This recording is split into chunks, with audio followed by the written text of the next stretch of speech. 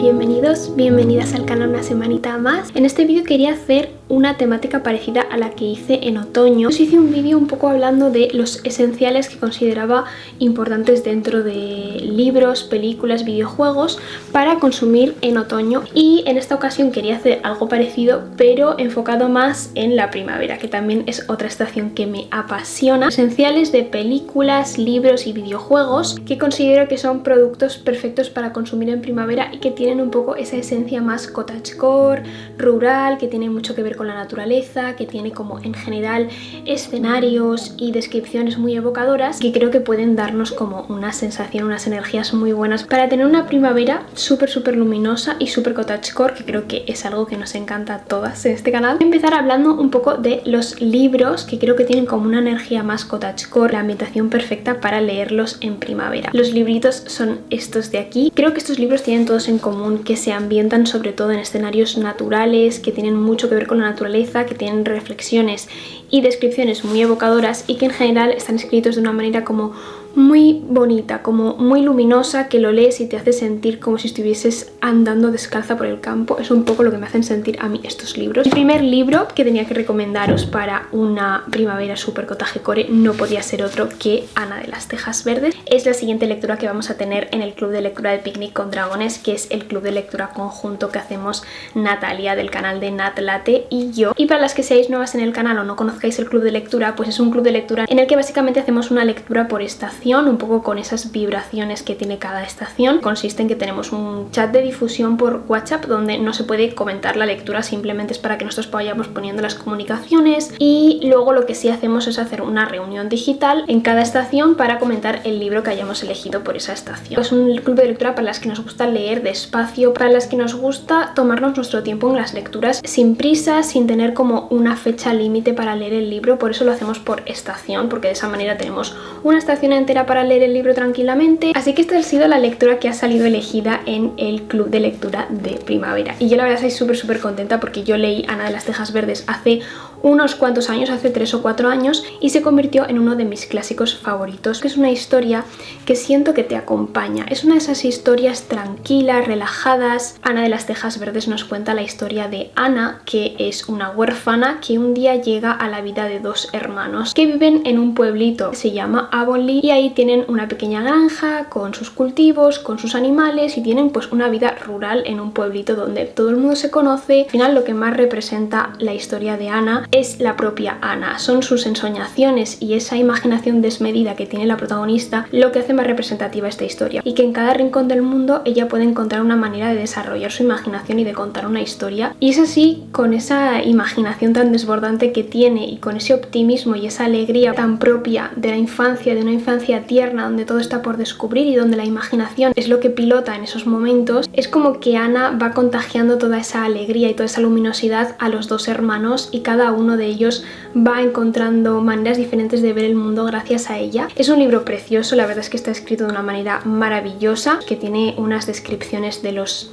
espacios y de la naturaleza totalmente mágicas. Te hace sentir que estás ahí mismo con ella observando el mundo. Para ella no existen palabras suficientes para describir la belleza de la naturaleza. Siento que es una sensación y un sentimiento muy primaveral. Así que creo que Ana de las Tejas Verdes es la mejor lectura que podríamos tener en primavera, y si todavía no la has leído te recomiendo que lo leas y te vengas con nosotros a charlar sobre ella en la reunión digital que haremos en abril. El siguiente libro que quería recomendaros para esta primavera es La Bruja del Oeste se ha muerto. Esta es una de esas recomendaciones que he descubierto gracias a vosotras, porque una de vosotras me habló por Instagram para recomendarme este libro. En cuanto leí un poco la premisa y supe que iba a ser un libro que me iba a enamorar. De momento está siendo, yo creo que mi lectura favorita de este año. Es una lectura muy amena, muy ligera, pero que al mismo tiempo te hace sentir tantísimas cosas que no te caben en el pecho. Es uno de esos libros que realmente te llegan al corazón de una manera muy potente, porque trata la historia de Mai, que es una niña de 13 años que está sufriendo por ese momento un poco de crecimiento, de pasar de la infancia a la adolescencia y tener que comprender partes del mundo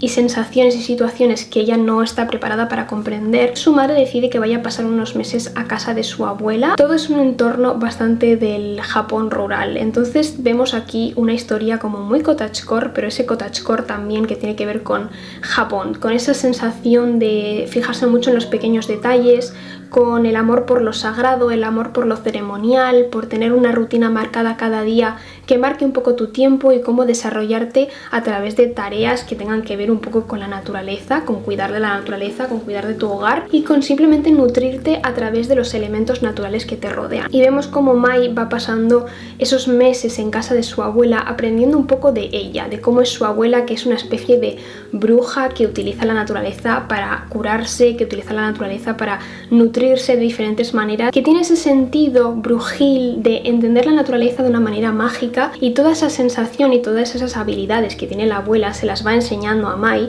de manera que ella va empezando una especie de aprendizaje como bruja en una casita rural preciosa. Esa rutina que va siguiendo Mai junto con su abuela todos los días, haciendo pequeñas tareas del hogar en la granja, cuidando de las gallinas, cuidando de diferentes flores, dando paseos por el bosque, comiendo la comida que sale de la propia tierra de la granja. Me encantó la parte en la que la abuela le va explicando cómo tiene que hacer para volverse bruja, para luego poder desarrollar más esa intuición brujil y cómo tenía que despertarse siempre a la misma hora, hacer siempre las mismas tareas, hacer ejercicio, comer sano, no sé, tener como esa vida plena, esa vida en paz en la que mente y cuerpo se alinean para conseguir un propio objetivo. Construirse a sí misma desde una forma intuitiva con la naturaleza y entender lo que le rodea, y al mismo tiempo que vamos viendo todas esas rutinas, pues vamos viendo conversaciones que va teniendo Mai con su abuela y cómo va ella aprendiendo lo que es el mundo. También tiene una parte muy intensa en cuanto al duelo, porque el libro comienza con que la abuela de Mai ha muerto. Lleva al pasado en el que Mai pasó esos meses en casa de su abuela y aprendió tanto de ella y creó con ella un vínculo muy especial. Habla de la muerte de una manera pues muy japonesa, muy asiática al final. Habla de la muerte de una manera amable, de una manera tranquila y de una manera que no asusta tanto como tenemos ese concepto de la muerte tan occidental aquí, de que la muerte es como el fin de todo. Pues trata un poco de eso, trata un poco de cómo la muerte puede tener una connotación bastante más amable de lo que tenemos. Creo que es perfecto para todo aquel que le guste un poco la literatura asiática, pero quiera una lectura muy sencilla, muy calmada, muy en paz, pero que al mismo tiempo te vaya a acompañar de una manera muy profunda y muy poética. Pues este libro creo que es perfecto para eso. El siguiente libro que quería recomendaros es otro clasicazo, que es Heidi. Bueno, esta edición en concreto es de mi madre, se la he robado para el vídeo. Esta edición además es perfecta porque está súper bonita ilustrada, tiene un tipo de ilustración muy especial, pero que siento que de alguna manera le da el toque al libro. Seguramente ya conozcáis la historia de Heidi, pero es un poco en el mismo estilo que Ana de las Tejas Verdes. Vemos a Heidi, que también se queda huérfana y tiene que irse a vivir con su abuelo, que vive en un espacio bastante aislado en un pueblecito en los Alpes suizos. Es bastante la misma esencia que Ana de las Tejas Verdes, diría, porque también se caracteriza por esa relación que se va generando entre Heidi y su abuelo. El abuelo al principio es muy huraño, no le gusta hablar con la gente, no le gusta como vincularse con nadie, pero a medida que avanza el tiempo que pasa con Heidi, también se le va como contagiando de alguna manera esa energía tan luminosa que tiene la niña, y cómo ambos van aprendiendo y complementándose de una manera muy linda entre ellos. Es un libro que representa muy bien ese amor por la naturaleza tan inocente y tan infantil y tan puro que tienen los niños creciendo en un entorno rural. Pequeñas aventuras que tiene Heidi y cómo las personas que va conociendo, los amigos que va haciendo, las pequeñas vivencias que va teniendo y los recuerdos que va formando en esa casa en el monte con su abuelo. Cómo crecer al final en un entorno natural te va desarrollando una sensibilidad por las cosas preciosas que nos rodean, por los elementos naturales que nos representan, de tener una vida calmada y en paz y en silencio, que es un poco lo que representa también el abuelo de Heidi. Simplemente es uno de esos libros tranquilos que te sientas a leer y que te dejas totalmente envolver por todos esos escenarios de pura naturaleza. Casi cuando estás leyendo el libro sientes como te está dando el aire, el viento que está sintiendo Heidi cuando corre por los campos, y ver poquito a poco cómo van creciendo las flores y ver como esa explosión de pura naturaleza que vivimos en primavera, pues creo que tiene como la misma energía que tiene el libro de Heidi. El siguiente libro, también uno de mis más favoritos de literatura infantil, es Senda. Está maravillosamente editado por mi editorial infantil favorita, que es Pastel de Luna. Conté hace poco en el canal que estoy muy obsesionada con los haikus, que últimamente es como la forma de expresión literaria con la que más conectada me siento y que más me apetece como desarrollar creativamente, y esta fue, yo creo que la primera lectura de haikus que hice. Es verdad que son haikus pues más infantiles, con un toque un poco más tierno, simplemente te cuenta la historia de una familia de gatitos que sale de excursión. Los haikus simplemente son pues pequeños poemitas de mientras están haciendo esa excursión, pues las cosas que ven, las cosas que viven y los pequeños detalles que van observando en la naturaleza que les rodea. Entonces siento que es un libro perfectamente primaveral, aparte de que como objeto es increíblemente precioso y es increíble lo bonito que está ilustrado. Es un libro en el que te puedes sumergir totalmente en la lectura mientras lo estás observando, puedes quedarte en cada página durante horas. Uno de esos libros en los que se nota perfectamente el trabajo a cuatro manos que hay, porque no solo es un libro que deja huella por parte de su autora, sino que también las ilustraciones es lo que marcan el libro, y al final creo que es el equilibrio perfecto entre lo poético y lo visual. La manera en la que la ilustración te atraviesa, la manera en la que te hace sumergirte completamente como si realmente estuvieras en otro mundo, y todo eso acompañado por la poesía de los haikus, por las palabras perfectamente escogidas con mimo y con detalle para representar lo que al mismo tiempo también quiere representar el dibujo. Tanta magia en su interior, tiene tantas cosas que decirte, tantas emociones que transmitirte, que siento que es realmente una verdadera obra de arte. El siguiente libro que quería recomendaros es otro libro ilustrado y es Trébol. Esta es también una de las recomendaciones que os hice en el vídeo sobre literatura asiática infantil. Yo ya sabéis que soy una absoluta fanática de la literatura infantil y también de la literatura asiática, así que cuando se unen esos dos géneros, esos dos conceptos en un único libro, para mí es algo muy especial. Tiene algo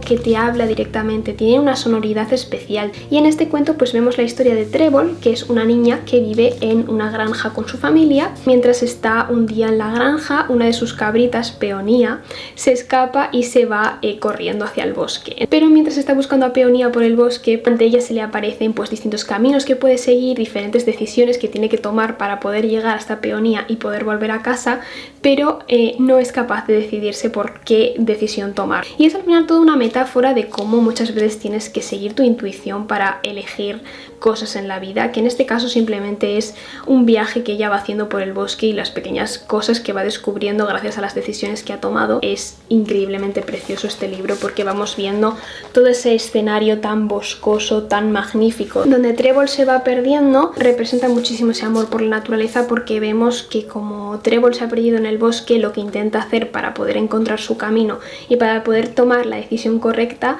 será simplemente hablar con los elementos de la naturaleza. Les habla a los árboles, les habla a los arbustos, les habla a los pequeños animalitos que se encuentra para que le ayuden a seguir por el camino correcto. Es un libro ilustrado increíblemente maravilloso que no os podéis perder y que si no lo conocíais creo que os va a encantar para esta primavera. Vamos a pasar con las películas. No puede haber una lista de recomendaciones Kottage Core sin que yo os recomiende Arrietty y los diminutos. Es una de mis películas favoritas de Miyazaki, es una de mis películas favoritas de Estudio Ghibli. La banda sonora de Arrietty y los diminutos para mí es la banda sonora de mi vida. Esa magia tan nostálgica, esa manera tan delicada y tan sensible de contar las historias que tiene Estudio Ghibli,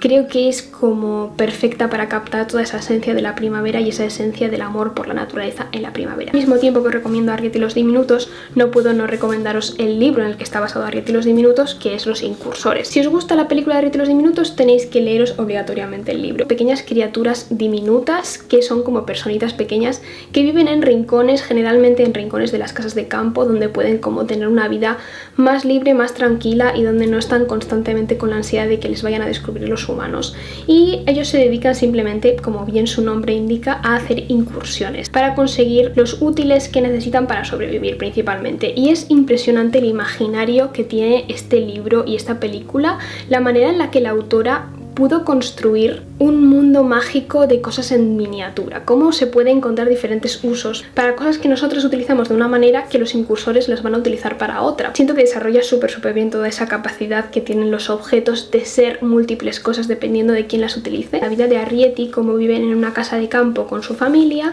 y el conflicto llega cuando Arrietty se hace amiga del niño que vive en esa casa. Los humanos no entienden a los incursores y los incursores temen a los humanos porque son peligrosos y son gigantes y les pueden destruir la casa con un pisotón. Y Arrietty tendrá que aprender un poco a entender su propia existencia y aprender lo que es y por qué no puede vagar libremente por el mundo o hacer todo lo que le apetezca porque puede ser algo peligroso. Pero en definitiva lo que más destaca de la película es su poesía visual, es la manera en la que está descrito todo a través de colores, a través de detalles. Tiene una animación absolutamente impecable. Yo creo que en definitiva la película de Harriet y los diminutos es una de las mejores opciones para ver esta primavera. La siguiente película que os traigo es El bosque mágico de Tuk, o Tuk Everlasting en inglés. Esta es una de mis películas más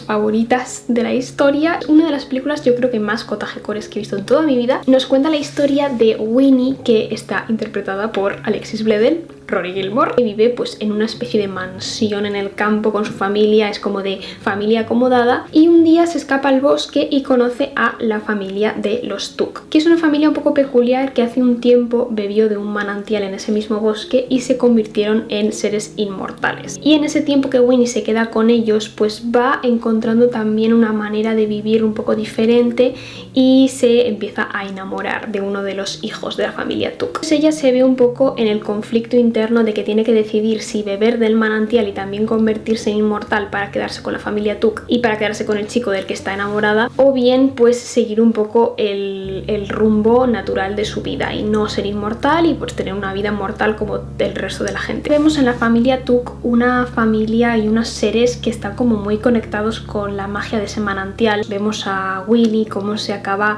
adentrando un poco más en esa vida más salvaje y cómo va conociendo de parte de la familia Tuk un poco lo que es la idea de la libertad, de no estar como atada al tiempo. Pero vamos también viendo cómo eso tiene ciertos inconvenientes, cómo al final es la propia familia y en especial el padre la que intenta convencerle de que no es una idea tan buena no estar atado a ningún destino marcado, sino que simplemente vives, ¿no? Y hay una escena preciosa de la película donde el padre le dice a Winnie que al final saber que no va a llegarte la muerte jamás y que vas a tener como siempre esa misma existencia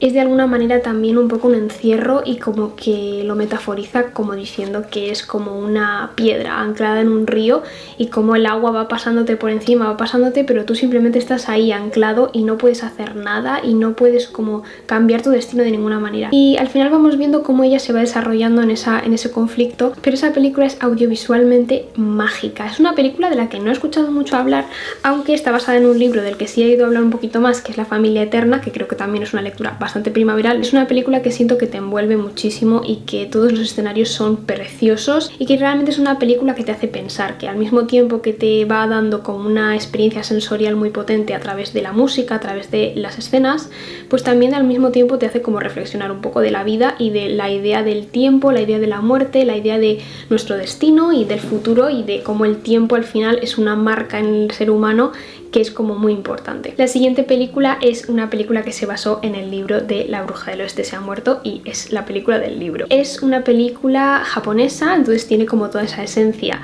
que vemos mucho en la literatura japonesa, pero esta vez en lo audiovisual. Cuando se lee La bruja del oeste se ha muerto, te queda una sensación en el cuerpo muy cálida. Es un libro muy cálido, es un libro que es un abrazo al corazón, y cuando vemos la película sentimos exactamente lo mismo. Escenarios increíblemente bien diseñados. Me encanta toda la estética de la película, porque siento que capta perfectamente las imágenes que tú te creabas mientras leías el libro, es luego lo que ves cuando ves la película. Hay escenas muy sencillas pero muy simbólicamente potentes, como por ejemplo el momento en el que Mai llega a la casa de su abuela y se ponen las tres, la abuela, la madre y la hija, a hacer entre todas unos sándwiches de la lechuga que ha crecido en la huerta de la abuela, y van poniendo queso y van poniendo pues diferentes elementos al sándwich y van entre todas haciendo como ese trabajo de varias manos de vincularse simplemente en un momento de una actividad simple, una actividad cotidiana que aparentemente puede parecer anodina y que no significa nada, pero realmente significa mucho. Y es una película maravillosa que tenéis que veros en primavera porque es que es una delicia para los ojos. Un poco en el mismo estilo, la siguiente película también es absolutamente maravillosa y es un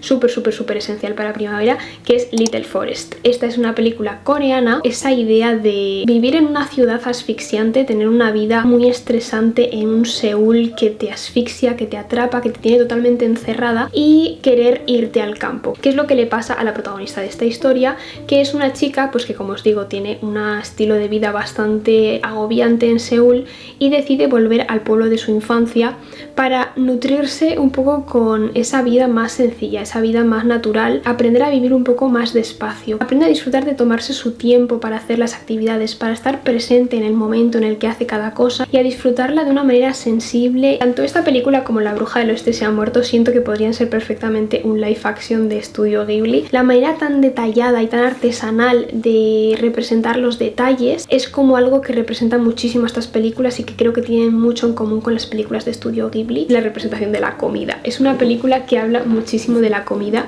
porque una de las razones principales por las cuales la protagonista decide mudarse al pueblo de su infancia y a vivir una vida como más rural es que no soportaba la comida en Seúl, todo le parecía como muy procesado, como demasiado artificial. Cuando se muda a ese pueblecito donde todo evidentemente es comida que nace de la tierra, que se prepara con un cariño y un amor especial y que luego todo eso en los sabores se ve muy bien representado, ella es como que experimenta una explosión de sabores de repente y aprende a comer de una manera mucho más sensorial, aprendiendo a vivir el momento de disfrutar de la comida. Y simplemente la película es la experiencia que todas querríamos vivir. Ella es como que va allí a curarse de alguna manera y su curación se basa en comer delicioso, en pasear por el campo y en abrazar cachorritos. Esa es su curación y siento que estas películas de alguna manera nos conectan también con esa sensación de vivir el momento. En este momento en el que vivimos una sociedad tan frenética, que todo es demasiado rápido, que todo es tan estimulante que no somos capaces ni siquiera de procesarlo, ni de disfrutarlo,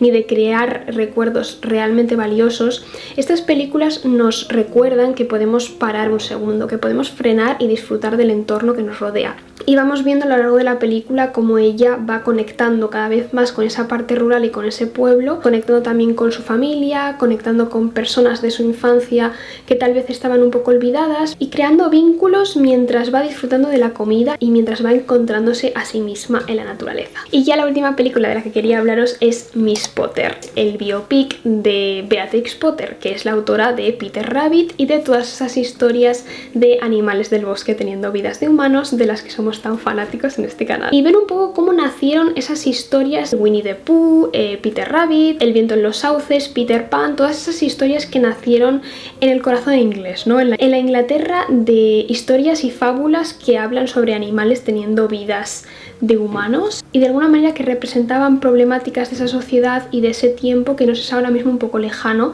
pero que de alguna manera conectamos también con esas historias. Vemos la historia de Beatrix Potter, que es una chica pues que vive en una vida acomodada, es de buena familia, pero como a ella desde siempre le han gustado escribir historias de fábulas sobre animales y sobre aventuras que van viviendo los animales y representarlo pues con conejitos con chalecos u ocas con gorritos y pues simplemente contar las historias de esos animales y cómo ella quiso desde un primer momento siempre publicar sus historias y hacer de su imaginación historias reales que pudiesen llegar a algo, pero ella siempre contó con la desaprobación de su familia y en general de todo el mercado editorial que había en ese momento. Con ayuda de un editor consiguió pues llegar a algo y consiguió llegar a algo tan importante como ahora lo que se ha convertido Beatrix Potter, que es autoras más representativas de la literatura infantil internacional a nivel mundial y a marcar la infancia de tantísimas personas. Una historia que habla mucho de romper un poco los cánones que ha establecido la sociedad para ti y sentirte libre para hacer lo que amas y para desarrollar tus pasiones aunque tengas todo el mundo en tu contra. Una película que sensorialmente es maravillosa, está súper bien ambientada, vamos viendo también pues un poco esa imaginación que tenía Beatrix Potter con sus personajes y cómo ella misma hablaba con ellos, no sé, de alguna manera cómo ella conecta directamente con sus personajes y cómo al final de alguna manera un poco simbólica acabó consiguiendo que esos personajes fueran reales. Todo eso también se ve mucho en la película, ¿no? Todo ese proceso creativo que tenía ella. Es una película súper bonita, es muy interesante y realmente es una película que te calienta muchísimo el corazón y que si os gusta todo ese tipo de ilustraciones y todos esos cuentos más clásicos como Peter Rabbit o todas las historias de Jill Barclay o Winnie the Pooh, pues creo que esta película os va a hacer sentir muy bien y os va a hacer conectar mucho con vuestros niños interiores. Esas han sido todas las películas que os recomiendo para esta primavera. En este vídeo os quería recomendar también algunos videojuegos indie que creo que también son súper perfectos para una tarde que queramos pasar pues sintiéndonos un poquito en la ambientación así cotagecore. Creo que estos videojuegos son perfectos si os gustan más ese estilo de juegos un poco más tranquilitos, relajados, que no tienen como retos muy complejos, que sobre todo representan más esa parte de la industria más visual. Creo que son videojuegos que están muy bien desarrollados desarrollados en cuanto al audiovisual, que son visualmente increíbles, que tienen una historia preciosa y que nos hacen reflexionar al mismo tiempo que sensorialmente son muy potentes. El primer videojuego que os recomiendo es el Mail Time. El Mail Time es un juego simplemente perfecto, en el que tú eres una niña cartera que estás aprendiendo el oficio de mensajería, y el juego se desarrolla en un bosque lleno de féricos, lleno de criaturas mágicas, en el que tú simplemente tendrás que ir hablando con las diferentes criaturas que hay en el bosque para llevarles sus paquetes. Muchas veces te vas viendo inmersa en diferentes relaciones entre los personajes, qué tal se llevan, qué historias tienen entre ellos, y vas desarrollando un poco la historia de todo ese pueblo al mismo tiempo que tú vas consiguiendo ser mensajera. Es un juego visualmente maravilloso que te va envolviendo en sus colores, en la música. Es un juego súper relajante, pero que al mismo tiempo tiene una historia muy bien desarrollada y un desarrollo de personajes bastante chulo también. Y a medida que vas avanzando, pues vas también desarrollando nuevas habilidades, vas descubriendo historias nuevas, vas descubriendo nuevos lugares a los que visitar, y es un juego en el que te puedes pasar horas y horas y horas simplemente contemplando el espacio, simplemente dando paseitos por ahí, por el escenario, y llevando a cabo las misiones de una manera muy tranquila, porque lo más disfrutable del juego no es tanto la historia, sino realmente todo lo visual del juego, toda la parte más sensorial. El siguiente juego es uno que para mí es uno de los juegos más divertidos y más entrañables que he jugado, que es Teacup. Teacup es un juego en el que tú eres una ranita que vives en una especie de aldea en el bosque, un poco en ese rollito de animales del bosque teniendo vidas de humanos. Pues aquí tenemos la vida de una ranita que está un poco agobiada porque ante la inminente llegada de la primavera va a organizar una fiesta del té y se da cuenta de que no le queda té en su casa. Entonces el juego se desarrolla un poco en la aventurilla que va viviendo esta ranita, donde tiene que ir por el espacio descubriendo un poco el mapa de su pueblo para poder encontrar las hierbas que necesita para poder preparar el té en la fiesta del té que va a tener. Es uno de esos juegos cozy fantasy donde simplemente vamos siguiendo la vida de una ranita que le encanta el té y que quiere invitar a sus amigos a tomar té. La fiesta del té va a ser en primavera, es como ese momento en el que todo está floreciendo, todo el mundo sale a hacer sus compritas de verduras al mercado, y es como un juego muy entrañable. Es un juego en el que vemos como diferentes personajes que nos van ayudando a conseguir té, y tiene como una mecánica de juego bastante sencilla. Está un poco entremezclado entre la mecánica de puzzles que tenemos que ir haciendo y aparte también como un poco esa mecánica de ir descubriendo el mapa. Y el juego en sí es un poco el simbolismo de la tranquilidad que te puede ofrecer tomarte un tecito caliente con tus amigos en una fiesta del té en primavera, y es maravilloso y es súper mágico. El siguiente juego siento que es perfecto para las almas que nos encanta Estudio Ghibli, porque es un juego que tiene como un estilo bastante parecido a las películas de Estudio Ghibli, y es Hoa. Hoa es un videojuego que trata sobre una especie de hada, una especie de ser feérico, mitad hada, mitad flor, que tiene que emprender un viaje para poder volver a casa por una especie de acontecimiento traumático, trágico, que no te explican al principio del juego. Este personaje es como que se ha perdido, entonces tiene que ir haciendo un viaje para poder volver a casa, y durante ese viaje pues va conociendo diferentes personajes, va encontrando diferentes escenarios. La ambientación al principio del juego me dio como toda esa sensación de cuando Chihiro llega a ese mundo mágico, donde todo es como una catarsis de color y como una explosión muy potente de muchas sensaciones al mismo tiempo. Es un juego vietnamita, entonces también tiene como toda esa esencia más de mitología vietnamita. Vemos como una filosofía muy peculiar y una manera de contar la historia muy concreta que me pareció muy interesante. Es un juego que también es muy argumental, aunque tiene mucha potencia visual y que es muy poderoso en cuanto a lo que vemos y las sensaciones que nos transmite. También el juego tiene una parte muy importante en cuanto a lo argumental, esa sensación de estar en la naturaleza, de ir descubriendo mundos mágicos,